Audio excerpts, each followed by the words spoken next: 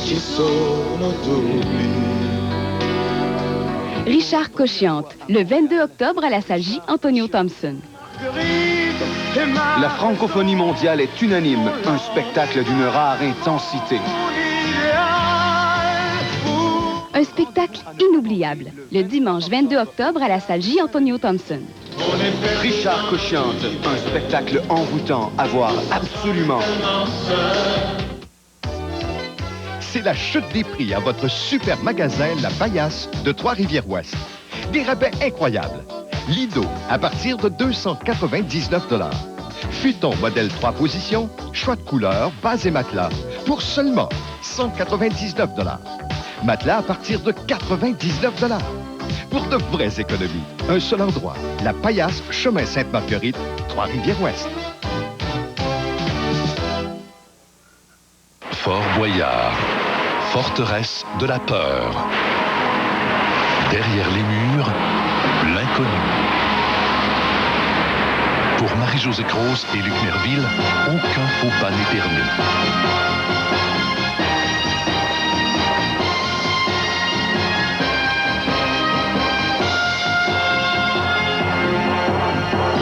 L'expérience ultime. Fort Boyard, ce vendredi 19h à TVA. On peut tomber sur tout le monde. Non, moi, je me disais que c'était un défi pour elle. C'était surtout au départ un défi pour elle. Puis quand elle m'a rappelé par la suite, elle me dit, elle disait que c'était très... Elle a appelé et était très, très enthousiaste. Puis même encore ce soir que nous, on le rencontre, elle avait hâte de nous présenter. Puis... Mais la coupable est dans la salle. La coupable est dans la salle. Il y a une personne ici qui vous a incité à participer à ça. Oui. Mais vous n'avez aucun regret de l'avoir fait. Absolument pas.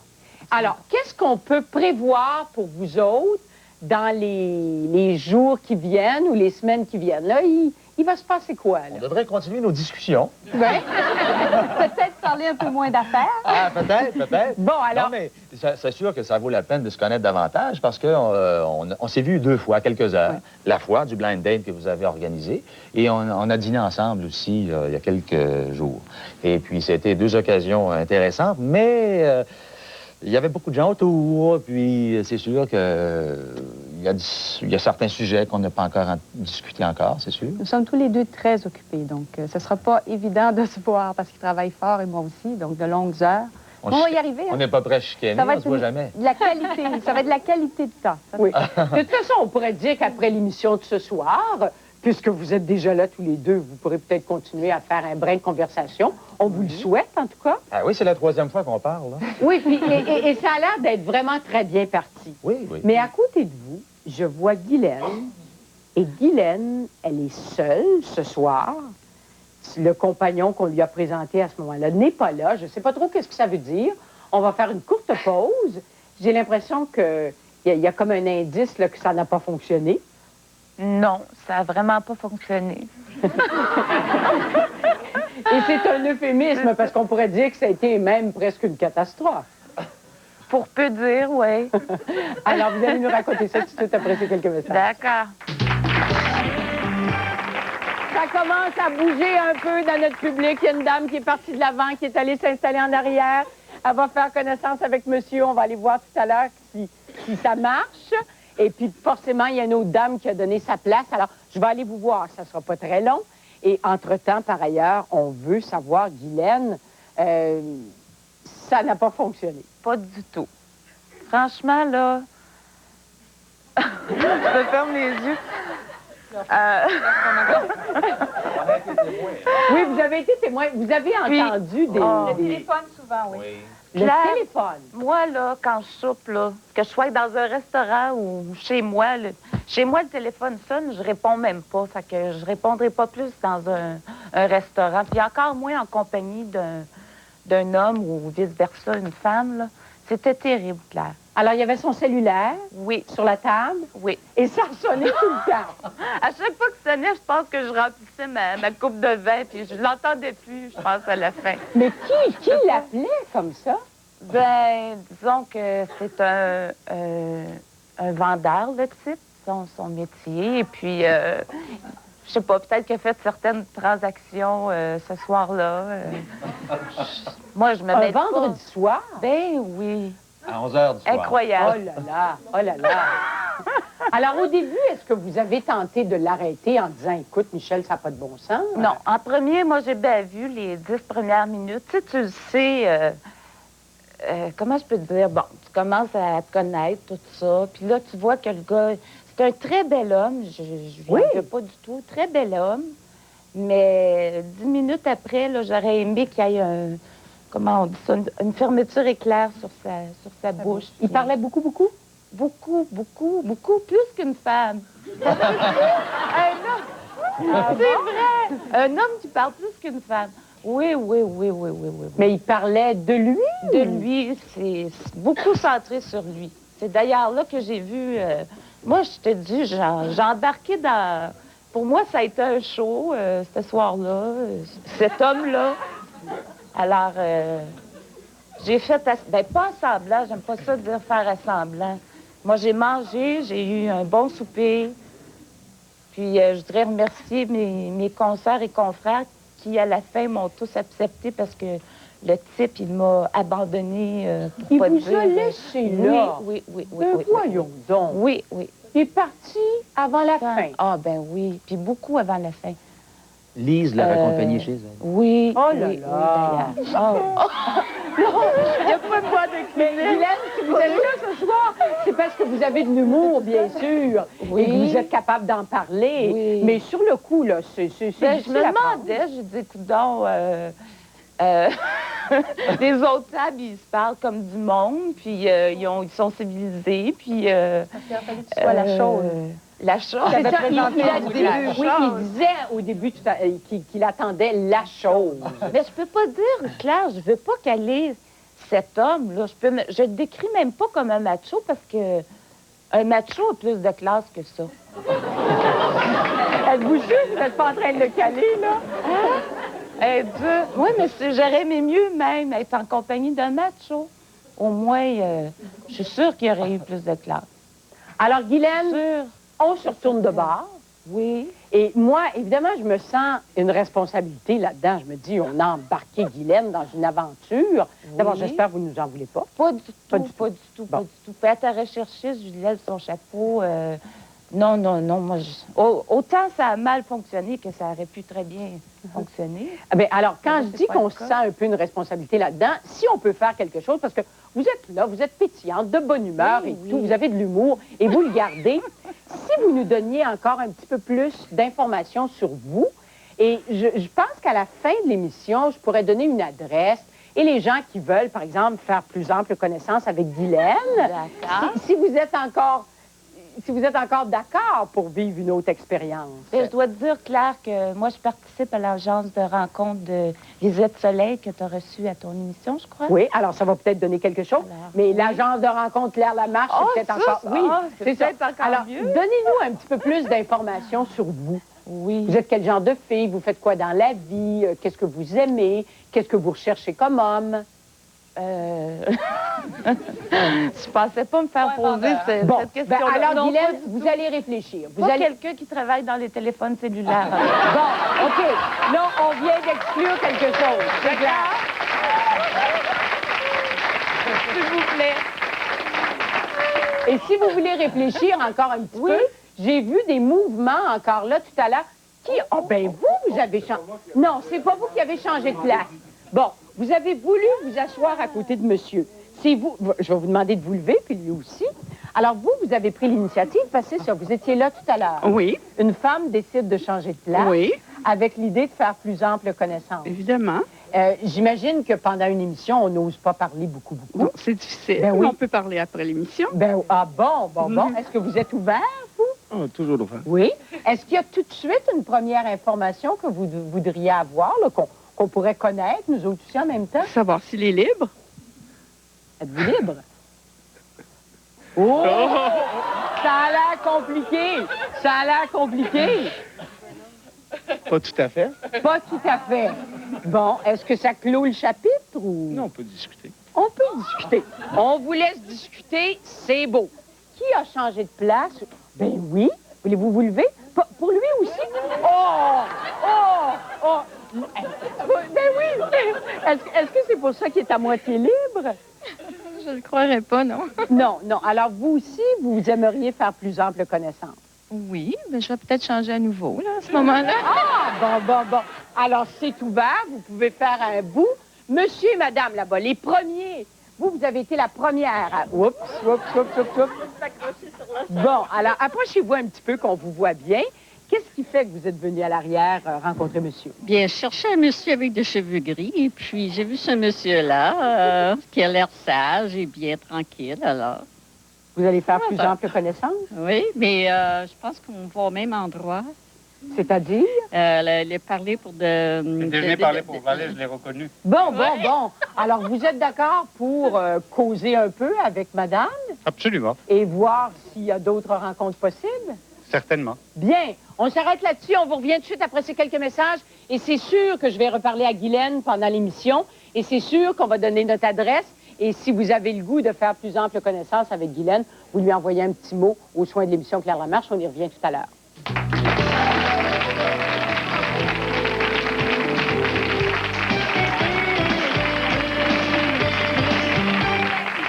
Donner un coup de pouce, on le donne. Et j'ai annoncé tout à l'heure que les gens pouvaient changer de place pendant l'émission. Toi, je t'ai vu, André. Tu es venu t'asseoir ici avec Sophie. Je vais vous demander de vous lever. Alors, Sophie, est-ce que c'est une initiative que, dès le départ, tu trouves intéressante? Ou... Ben, ça me gêne un peu, là. Ça te gêne de parler à la télé ou de faire connaissance avec lui? De parler à la télé. Ah, ben, le reste, pas gênant. Ben, ça dépend. Qu'est-ce qui fait que tu es venu ici, vers Sophie? Peut-être parce que le rouge m'a attiré. Oui. Alors, c'est un départ. Et puis, vous aurez le droit de vous chuchoter quelques affaires pendant l'émission. Ouais. Je viendrai peut-être voir avant la fin s'il s'est passé quelque chose de nouveau. On a commencé déjà. Vous avez commencé déjà, c'est bien. Et que ça se promène en arrière. Oh! Mon ami a changé de place. Depuis le début, j'avais le goût d'aller m'asseoir à côté de toi. Alors, écoute, lève-toi et... Ah, ben écoute, à côté de qui t'as voulu t'asseoir? Est-ce que c'est à côté d'elle? Ben, je voulais m'asseoir à côté là-bas, mais assez sauvé, que je l'ai suivi. Bon, alors lève-toi. Qu'est-ce qui t'attire vers elle? Pourquoi tu veux faire connaissance avec elle? Ouais, je voulais voir des jeunes demoiselles, puis je regardais là, puis j'ai choisi celle-là. Je sais pas pourquoi, plus charmante. Es-tu ouverte à une rencontre, toi? Je ne sais pas. Tu le sais pas. On va te laisser le temps d'en connaître un petit peu plus. Alors, tu t'appelles Toby? Robbie. Robbie. Toby, c'est le chien. Et toi, tu t'appelles comment? Julie. Julie. Alors, faites plus ample connaissance, puis on viendra vous revoir tout à l'heure. Je veux avoir des nouvelles de Jean-Pierre et de Myriam. Quand on a quitté l'autre fois, on s'est parlé, évidemment, les gens de l'équipe après, et on s'est dit, Jean-Pierre et Myriam, ça va marcher. Ça la fait rire.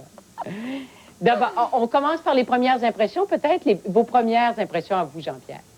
Ben, j'ai vu entrer une fille dynamique, enthousiaste, qui avait l'air manifestement bien dans sa peau. Je pense que c'est la première impression. Myriam, la première impression?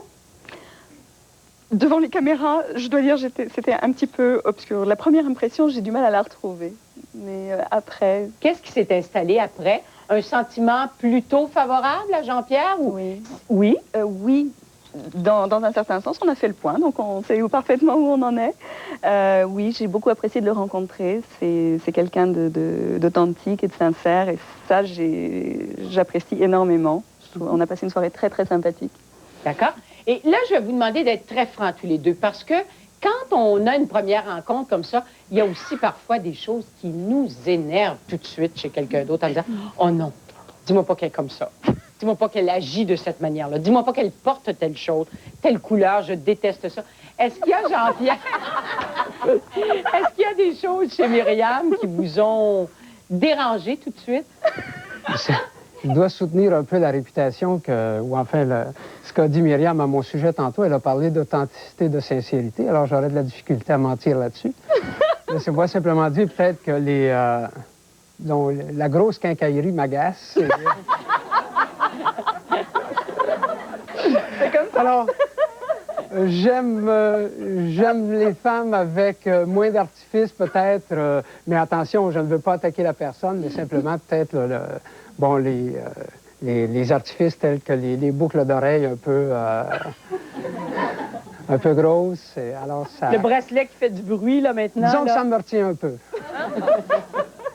Myriam, est-ce qu'il y a aussi des choses qui vous ont un petit peu refroidi chez Jean-Pierre? Non, pas dans ce sens-là, non. Non, du tout pas sur le plan physique. C'est juste qu'il est très clair pour moi que le courant ne passe pas au niveau séduction, au niveau... bon. Mais sinon, et ça, vous savez ça tout de suite? Vous déterminez ça tout de suite? Vous n'êtes pas prête à faire une autre tentative? Est-ce que vous allez vous revoir, vous autres? Il n'y a rien de projeté en ce sens-là pour l'instant? Disons qu'en plus, j'y ai pensé, moi ça me ferait plaisir, je veux dire, de garder le contact, mais on a des vies qui sont assez éloignées, assez différentes, et c'est pas forcément évident. Tout simplement. Il y a des copines de Jean-Pierre qui sont ici. D'abord, je serais curieux. Jean-Pierre, il travaille avec vous autres, hein? Oui. Vous allez vous lever, toutes les trois. Comment ça s'est passé? Est-ce que quand il est arrivé au travail lundi, avant lundi. Et là, ça pressait. Quand dès samedi soir, il a appelé ma copine Céline. Oui, il m'a appelé samedi matin. Mais il m'a avoué que j'ai voulu t'appeler vers 8 h et que j'avais peur de te déranger. Mais j'ai dit, ben non, j'étais déjà en attente. Ben, il avait passé une excellente soirée. Bon, il m'a parlé des boucles d'oreilles. Il nous en a tous parlé. Mais... Parce qu'il avait parlé de pas de choses, pas d'artifice. Il m'a parlé des boucles d'oreilles. Il avait dit que c'est une fille très agréable, sympathique, très cultivée, qui échangeait assez bien. On avait hâte de la rencontrer. Là. Oui, je suis vrai qu'elle est sympathique, Myriam. Ah oui, on a eu une bonne impression. Dès qu'on l'a vu, Jean-Pierre est venu nous voir, il dit, puis, on a dit, très bien pour toi. Alors, écoutez les filles. Vous allez parler avec Jean-Pierre quand vous allez rentrer au bureau et vous allez lui dire que, me semble qu'il va vite en affaires un peu. Une rencontre pour évaluer une personne. La prochaine fois, Myriam, peut-être qu'elle mettra des boucles d'oreilles plus discrètes. C'est ce qu'on lui a dit. Bon. C'est ce qu'on lui a dit. Parce qu'on peut très bien penser qu'une première fois... Bon, d'abord, on ne s'attend pas forcément à un coup de foudre quand on va vivre un blind date, hein? On s'attend à devoir faire connaissance et que ça prenne un petit bout de temps.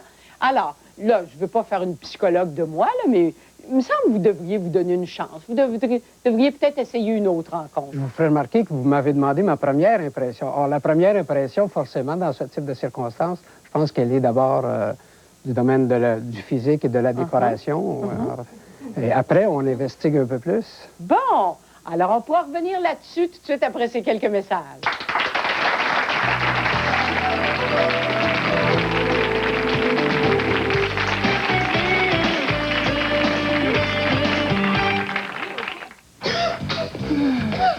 Durant la saison des rhumes, les mamans... Ça, c'est le lundi. C'est un fichu de bon magazine. Puis, c'est à moi lui aussi. Et l'histoire de Serge Dupire qui a conquis le cœur des femmes. Une ex-religieuse raconte son amour interdit. Et le grand retour de la Loto lundi, ça s'écrit le lundi. C'est pas parce que ça s'appelle le lundi qu'on peut pas le lire tous les jours de la semaine, hein?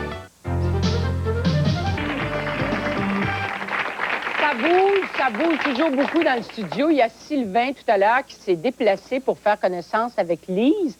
Et je pense, Sylvain, je vais vous demander tout de suite, parce que Jean-Pierre nous a dit que c'était un obstacle majeur pour lui tout à l'heure. Est-ce que les boucles d'oreilles de Lise sont pas trop grosses? Non, ces boucles d'oreilles sont très belles. Puis vous remarquerez que sa robe aussi, qui vient du Thaïlande, est très, très belle.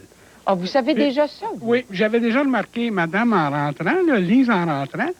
Puis je lui ai dit que je me souvenais d'elle. Je me souvenais peut-être de son visage peint. Déjà allé au déjeuner pour parler il y a 3 ans. Et qu'elle vous avait frappé à ce moment-là? Bien, interrougette. Déjà, moi, la rougeur, ça m'attire. Oui. Bon, alors, on va vérifier. Est-ce que vous êtes ouverte, vous, à parler davantage avec monsieur, à faire connaissance avec lui? Monsieur a un sens de l'humour extraordinaire. Bon, c'est bien parti ici.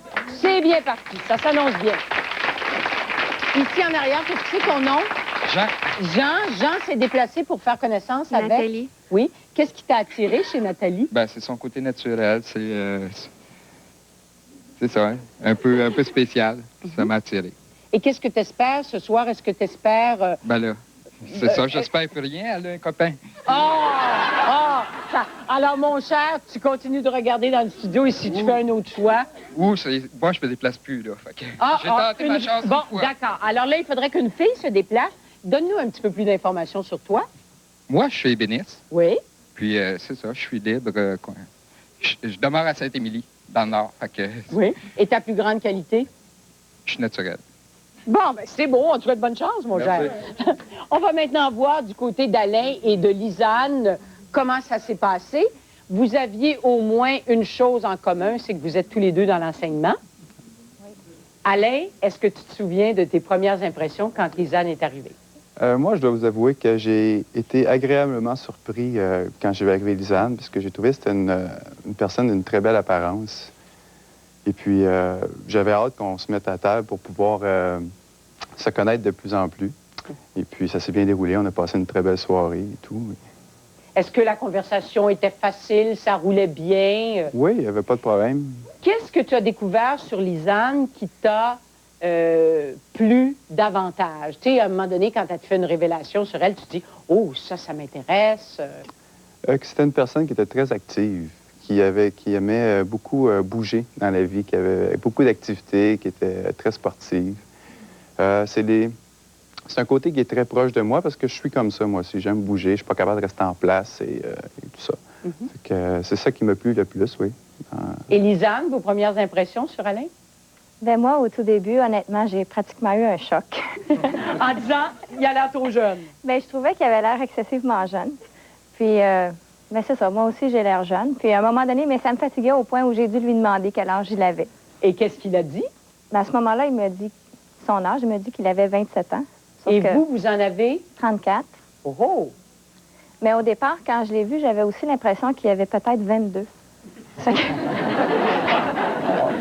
Alors, comme la différence d'âge n'est pas si grande que ça, est-ce que ça posait pas un problème, ça? Ben... Oui?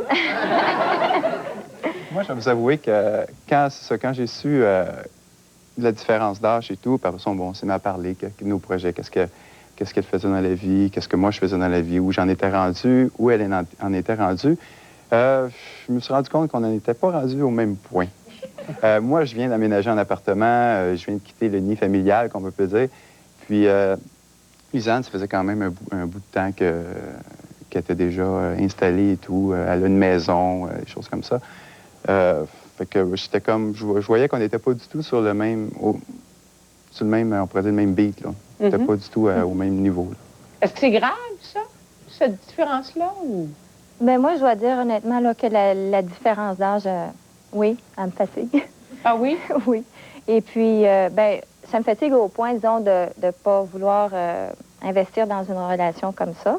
Par contre, j'ai passé une superbe soirée, puis oui, Alain c'est beau, il est fin, hein? Oui. C'était très intéressant, puis aussi, on travaille tous les deux dans le même domaine. Alors, on avait beaucoup de choses à se dire. Alors, là, vous vous êtes quittés comment à la fin de la soirée? Est-ce qu'on se dit bonsoir, ça m'a fait plaisir de te rencontrer, et puis on sait tous les deux que ça n'ira pas plus loin, ou s'il y a quelqu'un qui a laissé une porte ouverte? Je pense que on a comme conclu la soirée, qu'on peut dire très conventionnellement, là, bonsoir, bonsoir, et... On va se revoir jeudi. On va se revoir jeudi, c'est ça. Et après ça, est-ce qu'il y aura autre chose? On a peut-être l'intention de garder un lien d'amitié plus qu'autre chose, vraiment un contact strictement amical. On est deux personnes très sportives. Moi, de mon côté, c'est ce que j'aimerais. Du côté de Lisanne, il faudrait qu'on en parle. Mais en fait, tantôt aussi, on parlait, bon, à la fin de la soirée, on s'est assis tout le groupe ensemble. Et puis, quand on est arrivé en studio tantôt, on était assis aussi avec les gens qui étaient au souper. Et Myriam disait, bien, ce serait bien si on pouvait se rencontrer à nouveau. Puis, bon, peut-être créer d'autres liens, tout ça. Peut-être changer de place. On est ouverte à ça. Alors, on est content que vous vous soyez prêtés de cette manière-là à l'expérience qu'on a faite ensemble. Et je disais tout à l'heure, et c'est vrai pour Guylaine, et c'est vrai pour d'autres personnes aussi, pour qui les jumelages n'ont pas marché, s'il y a des gens qui veulent vous écrire et qui veulent faire plus ample connaissance avec vous autres, Guylaine, avant ça, on vous donne la chance de décrire un peu quel genre de personne vous êtes, là. Bon, alors, une personne qui aime beaucoup la vie, beaucoup positive. Moi, j'aime ça, aller marcher, aller passer des fins de semaine dans le Nord, bouger dehors, faire de l'équitation. Tu t'ennuieras pas avec moi. C'est clair. C'est un fait. Puis t'emmènes pas, tu traînes pas ton téléphone cellulaire avec toi, ça, j'en veux pas. Ça, tout le monde. Je veux quelqu'un de très, assez sérieux. Alors, les gens qui veulent vous écrire, écrivent à Guylaine aux soins des émissions Claire Lamarche, case postale 1950, Télémétropole, 1600 boulevard de Maisonneuve, H2L 4K6. Et c'est vrai aussi pour d'autres personnes. Je pense que Lise et Jacques, on va vous laisser en paix parce que ça a l'air de vouloir aboutir. Ça a du courrier. Bon, vous avez le courrier aussi. Alors, la porte est ouverte pour tout le monde. La seule contrainte que j'ai, c'est que, en ce qui concerne Jean-Pierre, le fan club ici a l'air de tellement intervenir dans votre vie, ça se peut pas. Les filles m'ont dit, le courrier, il doit d'abord venir chez nous. C'est nous qui allons faire la première sélection. Alors, ça, c'est des amis, Jean-Pierre. On vous revient tout de suite après ces quelques messages.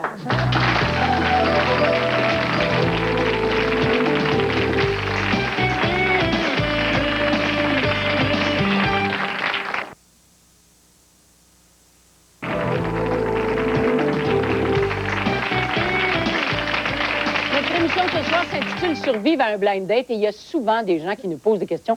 Les blind dates que vous organisez, qu'est-ce que ça donne après? Une blonde pour mon père, une blonde pour mon copain. Alors, on va vous en parler un peu. On va parler avec Francine. Francine qui était l'année dernière, qui avait participé à une émission qui s'intitulait Une blonde pour mon père.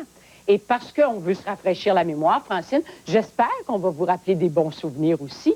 On va regarder ce qui s'était passé à ce moment-là, quelle était la personne qui vous avait été présentée, et vous nous direz ensuite qu'est-ce que ça a donné, que cette rencontre-là. On regarde ça ensemble. Francine Cloutier. Francine! Francine!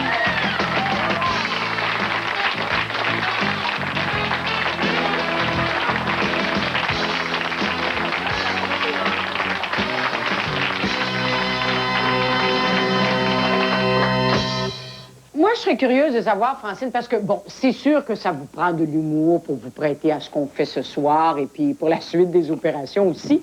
Je voudrais savoir comment vous abordez tout ça, parce que, bon, vous faites connaissance ce soir, vous allez vous revoir ensuite, manger ensemble. Vous dites quoi? Ça peut devenir un bon ami, c'est... Bien là, nous, on risque d'avoir un problème parce que je suis également une fille qui vit à 100 000 à l'heure. Je suis une fille qui travaille beaucoup, qui est très prise par le travail. Je suis une fille très sociable. Alors, où est-ce qu'on s'arrête pour se voir? Ça va me prendre deux agendas bien... bien organisés.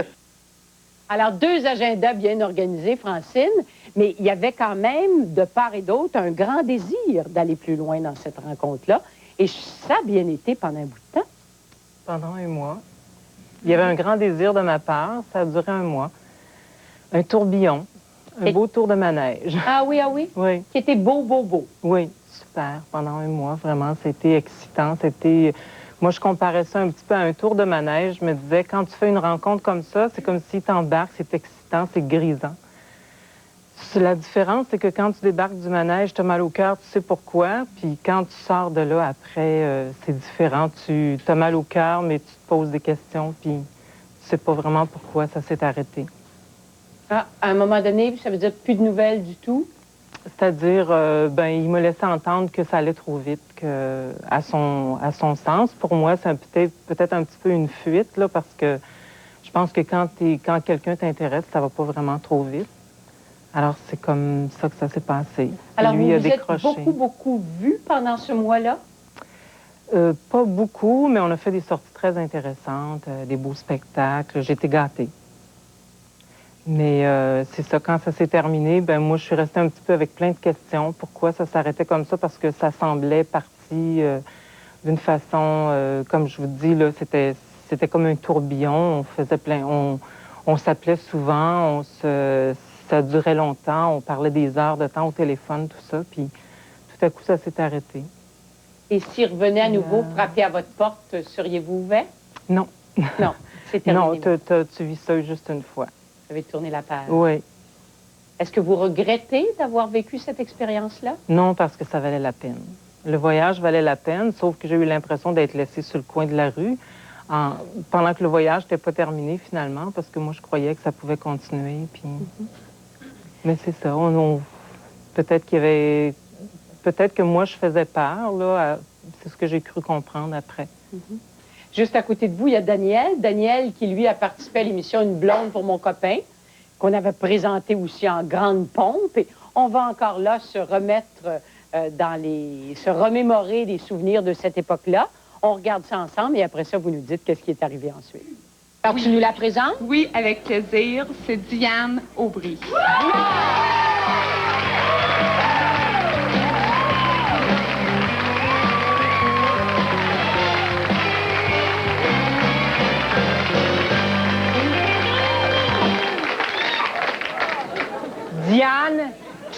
ce dont tu dois parler et ce que tu dois garder secret pendant un bout de temps pour faire bonne impression à Daniel. C'est entré dans ma mémoire. C'est entré dans ta mémoire à tout jamais. Elle était bien jolie, Diane. Elle Exact. était... Tout Oui, à fait. hein? Tout à fait. Est-ce que déjà ce soir-là, ça a été une bonne soirée ou... Eh bien, j'ai dû battre un record, moi. Moins que 5 minutes. Et puis pourtant, je n'avais pas de cellulaire. Mais effectivement, ça a duré très, très, très peu de temps. Alors, je ne sais pas pour quelle raison, et c'est peut-être pas important de le savoir non plus, parce que, bon, à la base, je suis venu à cette émission-là sans avoir aucune attente. Et puis, ça avait été arrangé par une copine à moi que je connaissais depuis au moins 10 ans. Alors, c'est pas plus grave que ça, vous savez. Prenez ça avec humour. Ah, tout à fait. Mais ça veut dire que dès ce soir-là, après 5 minutes, elle vous a dit « Bonsoir, Daniel, il faut que j'aille ailleurs. » Bon, le prétexte était intéressant, peut-être bien arrangé aussi, j'en sais que trop. Peut-être qu'elle-même ne pensait pas faire partie d'une des candidates qui pouvaient être présentées, d'une part. À ce moment-là, elle m'a raconté tout simplement que sa famille était présente, qu'elle avait une soirée déjà d'organiser et qu'elle devait quitter pour remplir cette soirée-là. Alors, de ce fait, je me suis abstenu et puis je l'ai laissé aller avec cette attitude. Est-ce que ça veut dire, Daniel, que vous êtes encore célibataire et disponible? Oh. C'est exact. Oui. Est-ce que ça veut dire que, par exemple, une jolie jeune fille qui vous trouverait sympathique et qui serait prête à vous accorder plus que 5 minutes pourrait écrire aux émissions Claire Lamarche et avoir la chance de vous rencontrer? Bien sûr. Bien sûr. Alors, le message est compris. Voilà.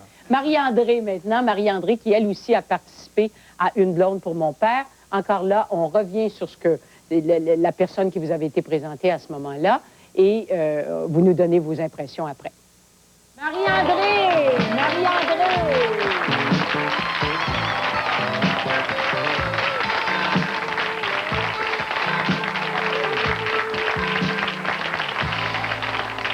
Marie-André rencontre Ghislain. Ça s'annonce bien déjà. Je cherchais une madame avec un très beau sourire, puis je pense qu'elle a un très beau sourire. Est-ce que vous... Alors, Marie-André, vous l'aviez, le très beau sourire. Est-ce que ça a conquis l'homme qui vous était présenté à ce moment-là? Je ne sais pas si ça l'a conquis, mais lui ne m'a pas conquis. C'est-à-dire que sa fille avait dit qu'elle m'avait choisi parce que son père était volage et qu'elle pensait que moi, je le rendrais plus sage. Donc, pendant que nous étions assises à la salle, je lui demande « Qu'est-ce que ta fille veut dire quand elle dit que tu es volage? » Il me dit « Ben, c'est parce que moi, j'ai toujours 2, 3 blondes en même temps. » Alors, j'ai demandé si t'en as une présentement. Il me dit « Oui. » Alors, quand à la fin, j'ai dit « Bon, bien, j'ai dit, moi aussi, je suis volage. » Mais ce n'est pas vrai, messieurs, j'aime dit « Il faut qu'on s'arrête là-dessus. Merci beaucoup d'avoir été avec nous. On souhaite bonne chance aux gens qui se sont rencontrés ce soir. Et puis, on attend des nouvelles. Alors, si jamais il y a des noces, là, on voudrait bien t'inviter. À bientôt.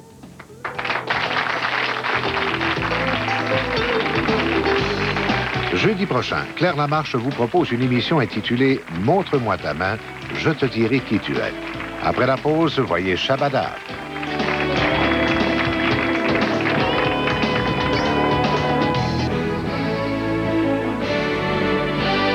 Le téléjournal avec Bernard de Rome. Ce soir de Hall. Oui, alors bonsoir, mesdames et messieurs. Oui, effectivement, nous sommes au Musée canadien des civilisations à Hull, juste en face du Parlement fédéral, à la frontière, en fait, du Québec et de l'Ontario, où quelques 25 000 fonctionnaires fédéraux qui habitent le Québec et autant, finalement, de travailleurs du secteur privé qui traversent la rivière Outaouais tous les jours, ont un regard bien particulier sur l'enjeu de ce référendum, de ce qui, en fait, va être décidé dans 18 jours seulement. Bonsoir Jean-François. Bonsoir Bernard. Ce qui explique donc la présence de nos camarades du Point pour présenter un deuxième grand débat référendaire. Finalement. Oui Bernard, vous l'avez évoqué, près de la moitié de la main-d'œuvre dans l'Outaouais, imaginez, dépend pour sa survie directement ou indirectement des activités du gouvernement fédéral. L'Outaouais, c'est donc une région qui vit déjà l'insécurité à cause des projets de coupure des effectifs de la fonction publique fédérale, la décroissance fédérale. Alors, la question que nous posons ce soir, quel serait l'avenir d'une région comme celle-ci dans un Québec souverain, avec ou sans partenariat? Une question qui préoccupe tout le monde, évidemment, ces jours-ci. Bon, il y a notamment deux ministres que j'ai croisés tout à l'heure. Parmi nos invités, donc, les principales vedettes, Mme Pauline Marois pour le oui et M. Marcel Massé, ministre fédéral, pour le non. Alors, ce débat, tout de suite après les informations, du reste, il y en a beaucoup. D'abord, donc, ce non qui vient de passer à la contre-attaque dans l'espoir de neutraliser au plus vite ce qu'on appelle l'effet Bouchard. Sont bien contribution les Mike Harris, les Jean Chrétien, Brian Tobin. Tous les sujets y passent, les pêches, les frontières d'un Québec souverain, le projet de partenariat. Rien n'échappe à la critique. Et c'est le premier ministre Harris d'Ontario qui a sonné la charge, si vous voulez. Alors, d'avance, il exclut toute négociation d'une nouvelle union économique au lendemain d'un oui. Mais en retour, si le non l'emporte, dit-il, Harris dit qu'il est prêt à s'allier au Québec pour obtenir un nouveau partage des pouvoirs. Alors, Claude Gervais va nous résumer son intervention. C'est devant une salle comble que le premier ministre Mike Harris a prononcé son premier grand discours sur la question québécoise. A separate Quebec would be a foreign country. Period. Anything else is wishful thinking. Un Québec séparé ne serait qu'un pays étranger, parmi tant d'autres, s'en serait fini des traitements de faveur consentis seulement aux membres de la famille canadienne. Un nouveau partenariat avec représentation moitié-moitié dans de nouvelles institutions, c'est rêver en couleur, dit Harris, ça n'a pas de bon sens, c'est non. Ontario's answer to this proposal, whether it comes from Mr. Bouchard or it comes from Mr. Parizeau or whoever it comes from, is a friendly but firm no thank you. Alors, c'est le statu quo, direz-vous. Pas du tout, réplique le premier ministre conservateur. Le Canada vit des mutations profondes. Ottawa n'a plus les moyens de ses ambitions. Et si les Québécois votent non, Mike Harris leur promet de les aider à obtenir un nouveau partage des pouvoirs. Ces changements vont mener à un pays plus décentralisé et une fédération plus flexible. À la radio ce matin, s'adressant à des auditeurs torontois et montréalais, Mike Harris a dû avouer qu'il ne parlait presque pas le français. Mr. Harris, do you speak French? I speak very little French. I understand a little, but speak very little. You could be captain of the Habs. Vous devriez être capitaine des Canadiens de Montréal, n'a pu s'empêcher de lui dire l'animateur. Mike Harris est un néophyte dans le débat sur l'unité nationale. Il a eu besoin de plein de conseillers pour prendre position et il n'a pas l'intention d'intervenir à nouveau avant le 30 octobre. Claude Gervais à Toronto. Pas besoin de dire que le premier ministre Chrétien est très heureux de ce front uni qu'affichent les trois leaders politiques de l'Ontario, Barbara l'avait fait hier, de même que la chef libérale, contre le projet de souveraineté du Québec. M. Chrétien dit qu'il n'a pas à chambarder sa stratégie à cause du rôle de premier plan que joue maintenant Lucien Bouchard dans la campagne. À son avis, Jacques Parizeau et Lucien Bouchard, c'est du pareil au même. Le messager change, dit-il, mais pas le message. Le message, précise-t-il, c'est la souveraineté du Québec. Guy Gendron est à Winnipeg. Le premier ministre Chrétien s'était abstenu jusqu'à maintenant de commenter l'arrivée de Lucien Bouchard à la tête de la campagne du oui. Et de passage à Winnipeg, il a fait de son mieux pour minimiser l'importance de ce qu'il compare à un simple changement de chauffeur dans l'autobus de la souveraineté. Ça change rien, ils s'en vont vers la séparation de toute façon. Mais même ici, dans l'Ouest canadien, les échos de la campagne référendaire indiquent que l'autobus souverainiste gagne en vitesse et en puissance avec Lucien Bouchard au volant. Et cela agace Jean Chrétien. M. Bouchard était là, c'est comme s'il arrivait du ciel. Il a travaillé tout l'été là-dessus, et puis il était en Chambre des communes, et ça devait être le grand tournant. Et là, depuis 2-3 jours, on lui a donné un titre pour négocier. Et suivant le discours de M. Harris ce midi, il va négocier tout seul. Au blocage de la frontière avec l'Ontario, le gouvernement fédéral brandit simultanément la menace d'un blocage à l'Est pour la délimitation des eaux territoriales. Les pêcheurs québécois se retrouveraient après un oui avec des zones de pêche fantastiquement réduites, a prédit le ministre Brian Tobin sur les ondes du réseau CTV. They are building a wall in the Gulf of St. Lawrence and they're going to make fishermen in Quebec prisoners of the Gulf of St. Lawrence. Sauf que pour Jacques Parizeau, c'est le gouvernement fédéral qui maintient déjà prisonniers du Golfe les pêcheurs québécois. En devenant un pays souverain, on ouvre aux pêcheurs du Québec non seulement les eaux du Golfe, mais les eaux à l'extérieur du Golfe. Chose certaine, dit Jean Chrétien, cela promet des négociations longues et pénibles. Vous pouvez vous imaginer qu'il peut y en avoir des problèmes. On a eu, comment ça a pris de temps à régler le problème entre Saint-Pierre et Miquelon et le Canada, qu'on a réglé dernièrement. Ça a duré pendant des années. Jusqu'à présent, Jean Chrétien s'était retenu. Il avait tenté de ne pas trop intervenir dans la campagne au Québec. Mais dans les prochains jours, il sera plus présent avec 3 incursions en territoire québécois d'ici le vote. Guy Gendron, à Winnipeg. Et avec d'autres commentaires du premier ministre Parizeau qui trouve un peu ironique que cette offre de Mike Harris d'aider le Québec à obtenir plus de pouvoir au lendemain d'un non. M. Parizeau demeure toujours aussi convaincu que l'Ontario finalement va accepter cette idée de partenariat une fois qu'il en aura examiné tous les aspects. Gilles Morin suit sa tournée. Ça, parce qu'évidemment, si ça se fait, si c'est accepté... Le premier ministre Parizeau s'est montré amusé de l'offre de Mike Harris à quelques jours du référendum. Il lui semble un peu tardif d'envisager une association Ontario-Québec pour renouveler le fédéralisme à quelques jours du référendum. C'est pas sérieux. Ça n'est plus sérieux, là, pas 15 jours avant. Qu'est-ce qu'ils vont nous offrir 3 jours avant le 30 octobre? Le 26-27, ça va être extraordinaire. Non, écoutez, ça frise le comique. Il rappelle les échecs des ententes du Lac-Meach et de Charlottetown pour justifier son incrédulité à un renouvellement du fédéralisme. Quant à son offre de partenariat refusée par Mike Harris, Jacques Parizeau ne semble pas s'en faire. Je pense que s'il y pense un peu, M. Harris s'en viendra à cette conclusion. Il faut qu'on trouve un moyen comme société. Cette mise au point étant faite, le chef souverainiste a poursuivi sa campagne en tentant une percée chez les gens d'affaires qui sont plutôt portés vers le fédéralisme. Il a rencontré des chefs d'entreprise, des souverainistes et des fédéralistes, dont certains sont tentés de voter oui pour modifier le régime actuel. Je suis un fédéraliste qui va voter oui. Pour quelle raison? Parce que je crois que c'est la seule manière de pouvoir faire changer le système fédéraliste que nous avons actuellement. D'autres, plus déterminés à voter non, reprochent au premier ministre de ne pas accompagner ses homologues à la rencontre du premier ministre chinois Li Peng. Mais celui-là qui va être présent là, je pense que pour la création d'emplois au Québec, c'est important. Moi, je suis un de ceux qui créent des emplois dans ma patrie, à l'intérieur d'un grand pays, M. Parizeau. On ne nous considère pas du tout dans le coup. Mais au contraire, j'ai été le dernier à être invité de tous les premiers ministres. Puis on m'a dit, soyez là, faites bonne impression, puis jouez les plantes vertes. Non seulement Jacques Parizeau ne rencontrera pas Li Peng, mais Lucien Bouchard non plus. Le premier ministre chinois a refusé à cause d'un horaire trop chargé. D'ailleurs, Lucien Bouchard était dans la région de Québec pour dire aux gens d'affaires de préparer leur plan B pour le référendum. Préparez-vous à ce que le peuple dise oui.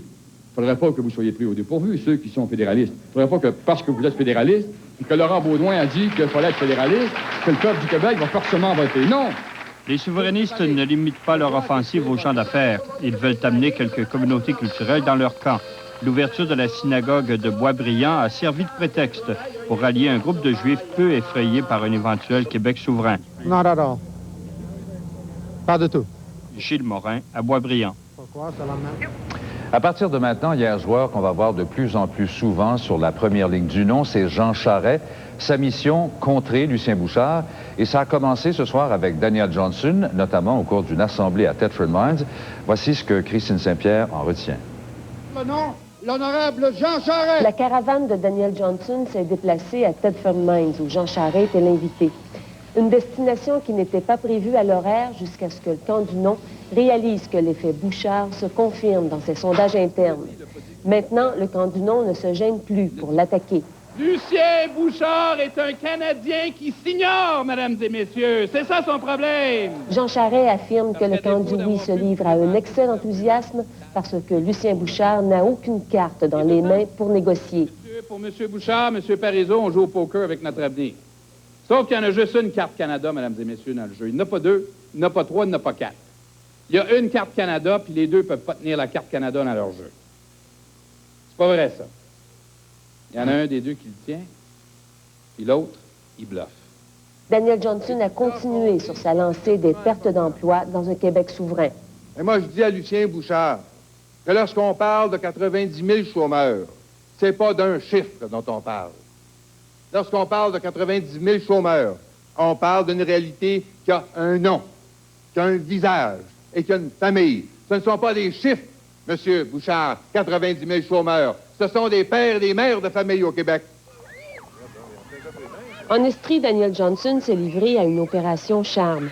Pour la première fois de la campagne, on le voit marcher dans la rue, envoyer la main, puis signer quelques autographes. Un style différent de campagne vient de s'installer dans le camp du non.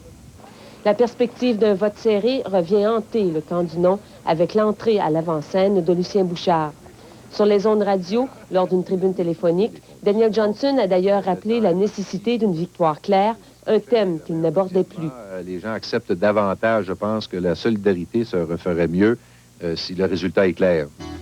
Indigné, il a dénoncé la publicité du oui et il a demandé aux autres réseaux de suivre l'exemple de Radio-Canada en la retirant des ondes, ce que les autres réseaux ont tous refusé. Moi, c'est plutôt la fraude intellectuelle qui m'indigne. Le camp du non dirige maintenant ses attaques principalement contre Lucien Bouchard, mais Daniel Johnson ne va pas jusqu'à le traiter de menteur comme il l'a fait pour Jacques Parizeau. Depuis 2 jours, le style de campagne du camp du non a complètement changé, même si, selon Daniel Johnson, la panique est du côté de ses adversaires.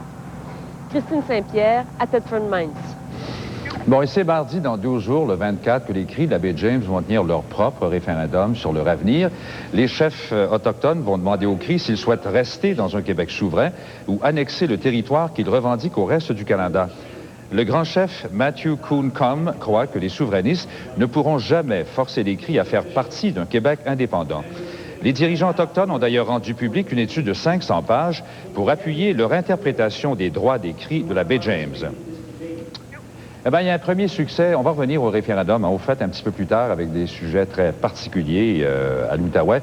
Ailleurs, maintenant, il y a un premier succès, donc, pour le groupe Carcajou, l'escouade conjointe de policiers de la Sûreté du Québec, de la GRC et de la Police de Montréal, et qui a réussi une première opération contre les motards ce soir. Ça s'est passé à Lachine, au sud-ouest de Montréal. Tout un coup de filet réussi ce soir par les policiers de la Sûreté du Québec et de la communauté urbaine de Montréal. Les policiers de la nouvelle unité anti-gang ont réussi à découvrir une importante cache d'armes des Rockers, ces motards associés aux Hells Angels. En plus des 51 bâtons de dynamite, les policiers ont découvert à l'appartement 1A un véritable arsenal de guerre. On a au moins une vingtaine d'armes à feu. Ce sont des armes longues de genre AK-47, fusils mitrailleurs. On a des cagoules, on a des munitions en quantité industrielle. En tout, 6 personnes, 5 hommes et une femme, ont été arrêtés au cours de la perquisition. Les Rockers, qui sentaient la pression au centre-ville, avaient, semble-t-il, décidé de cacher leur arsenal de guerre dans un édifice de logement de Lachine, en plein cœur d'un quartier densément peuplé. Vous avez 51 bâtons de dynamite. 51. Imaginez-vous ce qu'un seul bâton pourrait faire comme dommage dans un environnement comme ça, où est-ce que les enfants, puis tout le monde passe les trottoirs, puis joue partout. Vous en avez 51.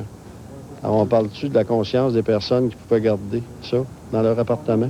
Plusieurs résidents de la Chine qui ont vécu 3 attentats à la bombe depuis le début de la guerre des motards se disent maintenant prêts à déménager. On va essayer de trouver un coin peut-être un peu plus sécure pour nous, pour nos enfants. On met des enfants au monde, c'est à espérer qu'ils grandissent en sécurité. Hein? Les policiers, quant à eux, parlent de succès ce soir puisqu'il s'agit d'un premier gros coup de filet dans le cadre de l'opération Carcajou de la nouvelle escouade anti-gang. Daniel Carrière, à Lachine. Bon, et maintenant, ça n'est pas fréquent comme histoire. 4 enquêteurs de la Sûreté du Québec qui ont été accusés formellement de complot pour entrave à la justice et de fabrication de faux documents. Elle s'en va et aujourd'hui, à Ottawa, elle a exhorté les 1500 délégués du parti à continuer de se battre. Il faut dire qu'il y a 2 ans, lors de la dernière élection générale au pays, le NPD n'a fait élire que 9 députés et a perdu son statut de parti officiel aux communes. Donc, il y a 3 candidats qui sont dans cette course à la direction. Sven Robinson, député de Colombie-Britannique, Lorne Nastrom, député défait en 93 au centre de l'écran, originaire de la Saskatchewan, là où est né le NPD, et on la voit Alexa McDonough, l'ancienne chef du NPD de la Nouvelle-Écosse. Maintenant, on va voir des images spectaculaires. Ce matin, c'est un volcan endormi depuis 3 siècles qui s'est réveillé tout doucement dans l'île de Kyushu, au sud du Japon. Le mont Kuju laisse échapper de longues colonnes de fumée qui s'élèvent jusqu'à 2,5 km dans l'atmosphère. Il crache aussi de la cendre. La région tout autour a été évacuée. Les experts s'interrogent sur une possible éruption de lave. Parlons d'une visite qui soulève la controverse, celle du premier ministre de Chine, Li Peng. Son avion